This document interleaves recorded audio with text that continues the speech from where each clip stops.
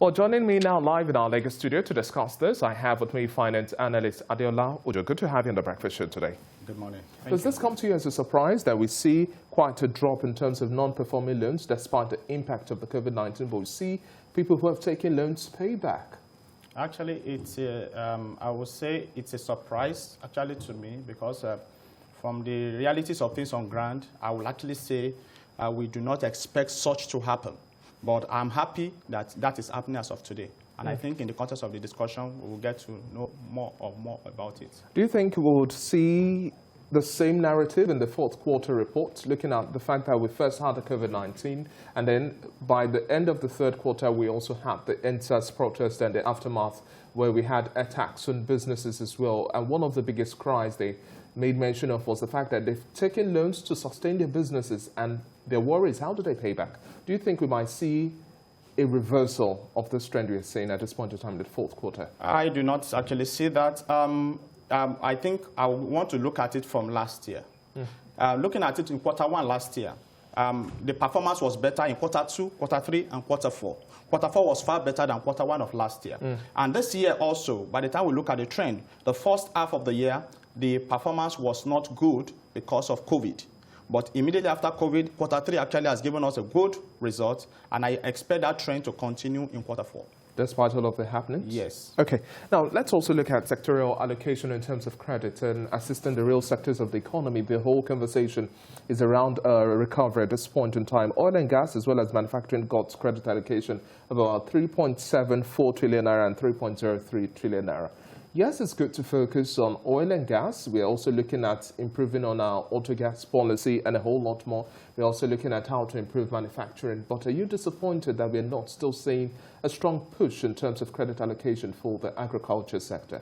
Actually, from the analysis that we actually have, we have more money being given to oil and gas. It's not only 3.74. 3.74 was only in the industry sector. No, within that quarter. 3.7 was for those in the industry sector. In the services sector also, they got 1.3 trillion for oil and gas alone.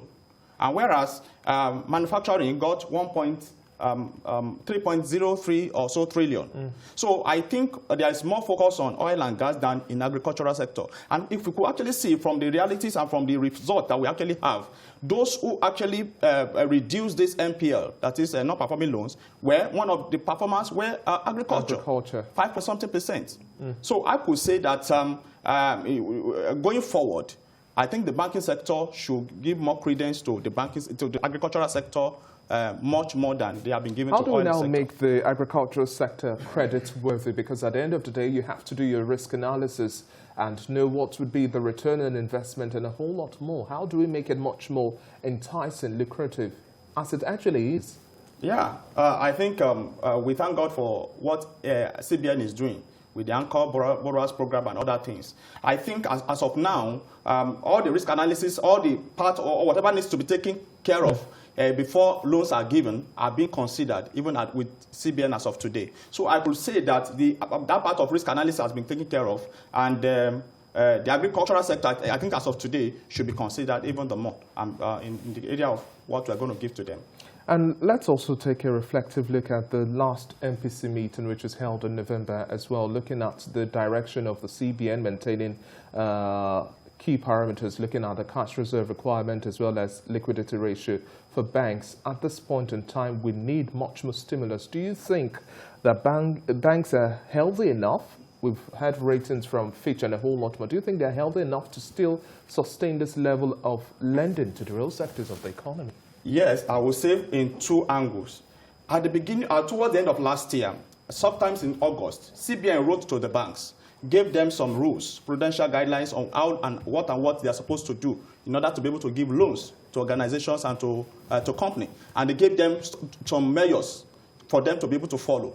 I believe that if the banks were able to, because the performance was supposed to start January this year, so if the banks actually follow those trends, I believe that by now there's going to be a positive recourse or response on them. And on the issue of the second part, and also looking at the fact that can we sustain the tempo? Yes, I think as of today, the banks are healthy, the ratings are good, and they can go ahead.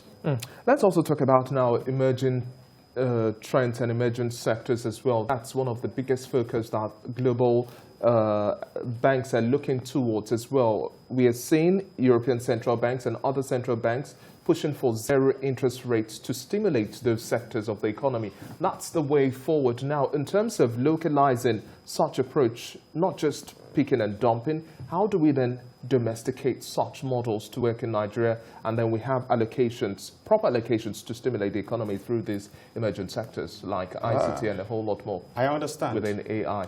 Basically, I would say, as of now, with the way things are in Nigeria, I think we are not fully ripe for that aspect of zero interest rates.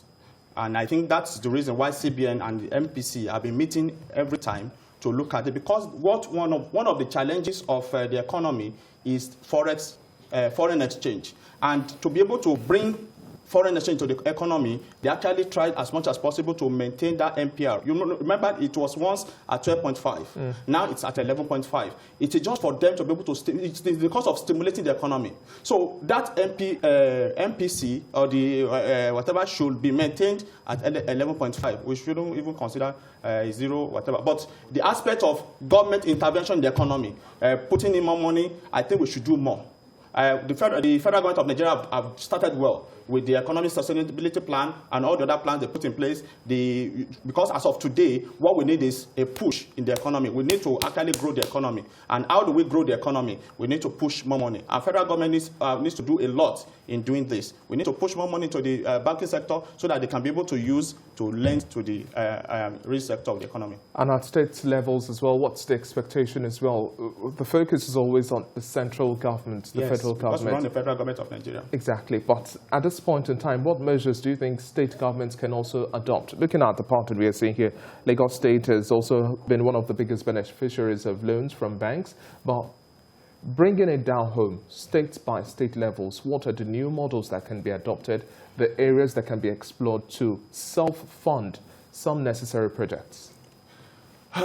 As of today, I would say there are a lot of things actually going on in every state. Most of our states are only waiting for federal allocation at the end of each month. They are not productive at all. And I think for us to be able to go forward from here, every state must put measures in place to make the state productive.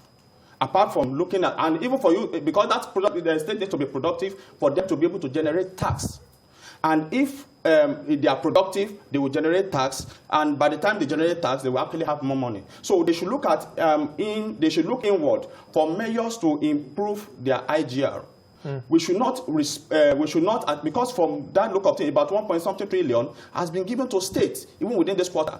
They are reliant even on banks and on federal allocation to survive. So I think going forward, every state should put measures in place to empower its citizens in such a way that they can be productive. And by the time they are productive, they will be able to generate taxes, they will be able to generate revenue to be able to sustain their state. We're wrapping up the year 2020 now. What do you make of the one state, one product policy, the campaign we're initially pushing for? One state, one product. Yeah, it's good. But I will say that, yeah, it's also one of the things that I actually said.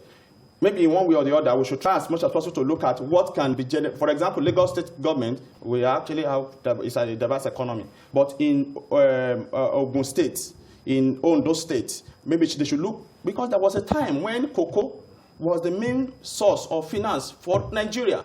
And it's coming from this state. Benue could sustain us with yam and rice.